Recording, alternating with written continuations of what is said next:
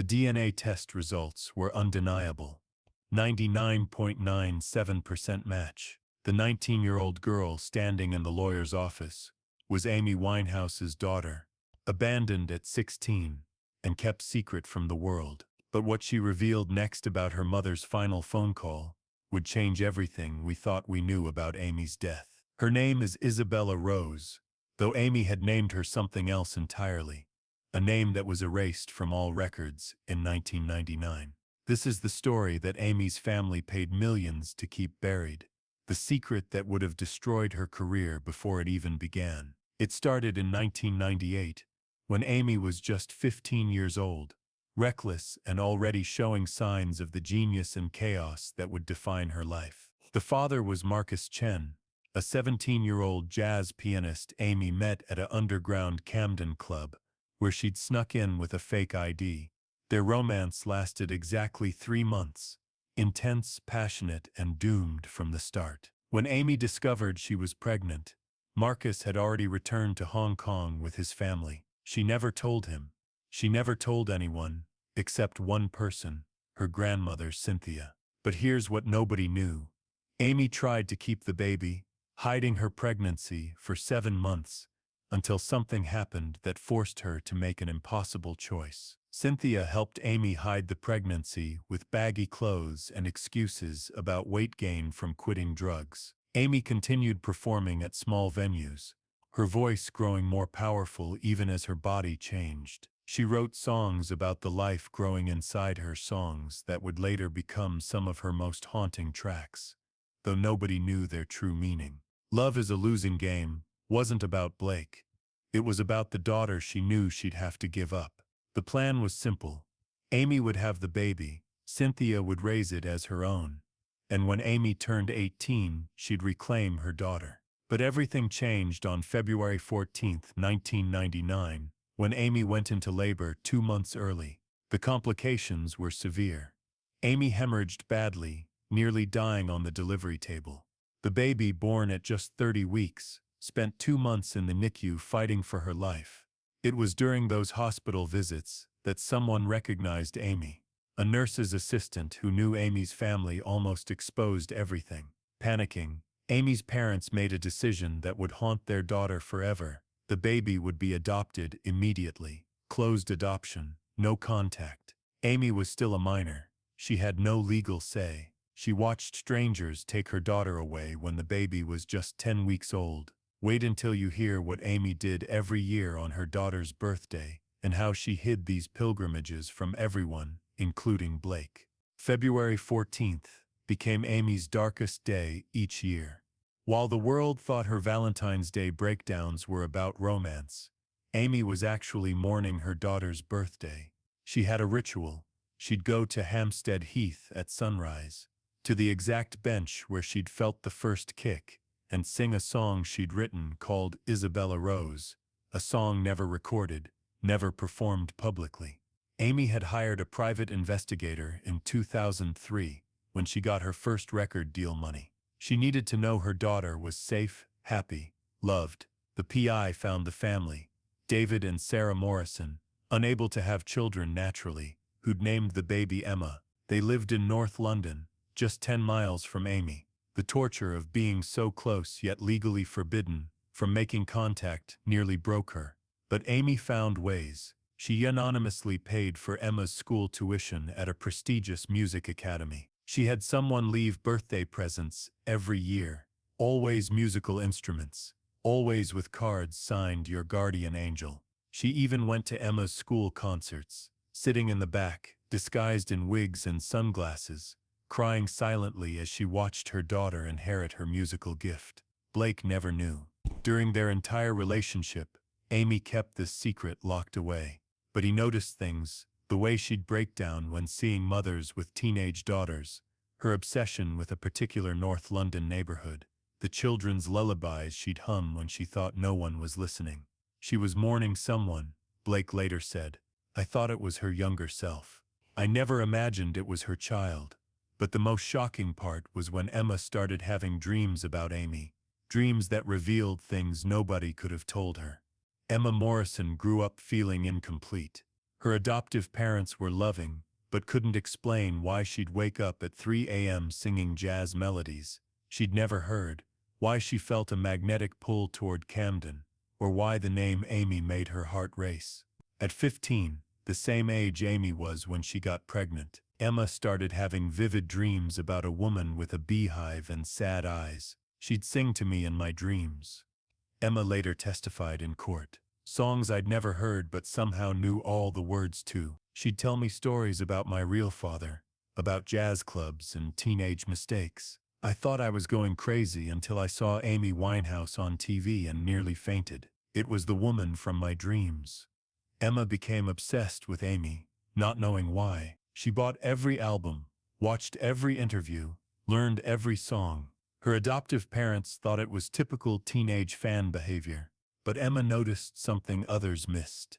In Amy's eyes during certain songs, there was a grief so specific, so maternal, it could only come from one source. She started researching, digging into Amy's past, finding gaps in her history that didn't make sense. The breakthrough came when Emma found a photo from 1998, Amy at a jazz club, clearly pregnant, though the image had been scrubbed from most of the internet. The date matched Emma's birth perfectly. She confronted her adoptive parents, who finally admitted the truth they'd hidden. Her birth mother was a famous singer who'd been forced to give her up.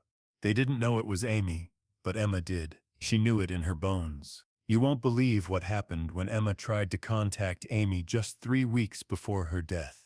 On July 1st, 2011, Emma sent a letter to Amy's management.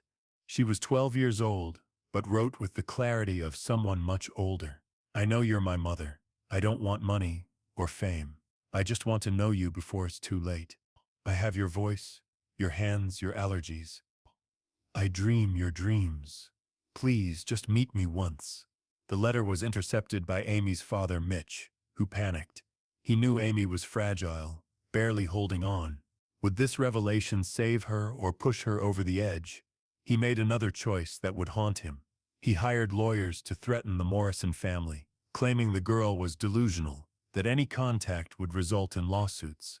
But he kept the letter, planning to give it to Amy when she was better. Amy never got better. But on July 20th, 2011, 3 days before her death, something extraordinary happened. Amy called a number she wasn't supposed to have, the Morrison family landline. Sarah Morrison answered. Amy was crying so hard she could barely speak. Is she happy? Amy asked. Does she know she's loved?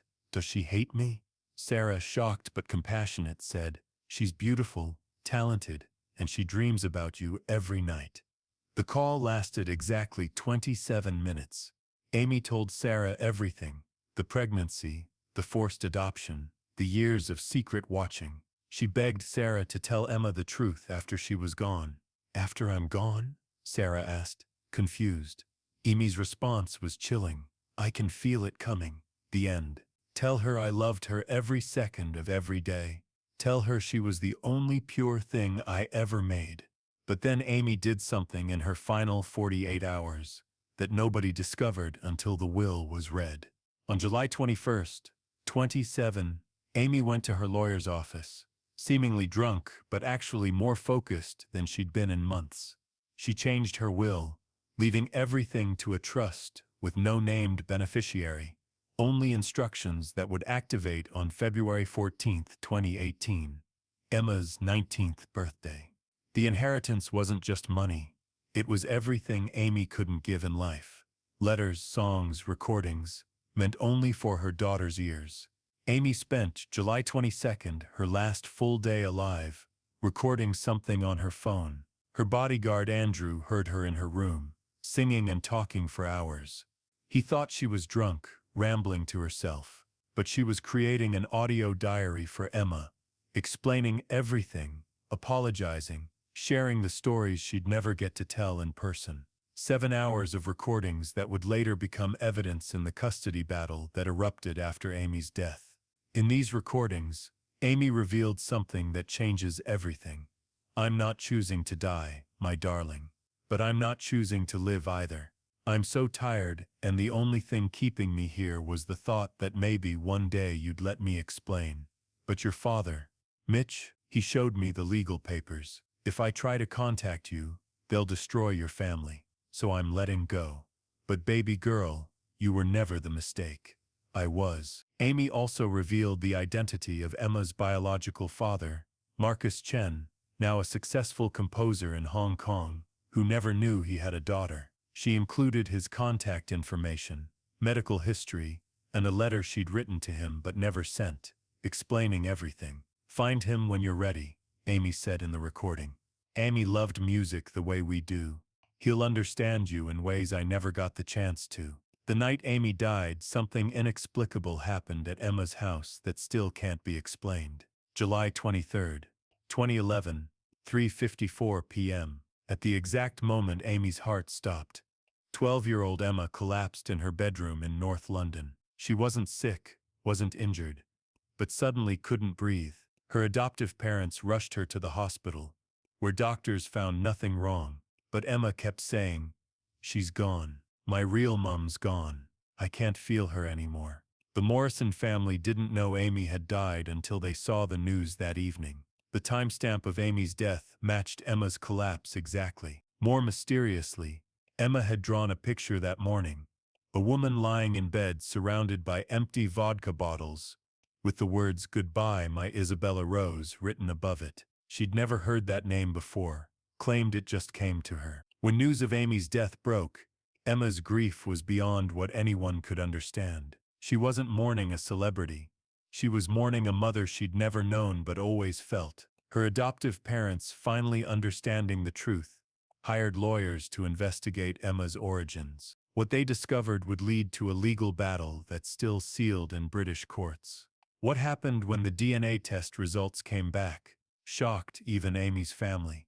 Because Emma wasn't the only secret child. The court-ordered DNA test confirmed Emma was Amy's daughter, but it revealed something else. There were markers indicating Emma had a full sibling, not a half-sibling. The investigation that followed uncovered the impossible. Amy had been pregnant with twins. The second baby, a boy, had supposedly died shortly after birth. But there were no death records, no burial site, nothing. The truth was even more devastating.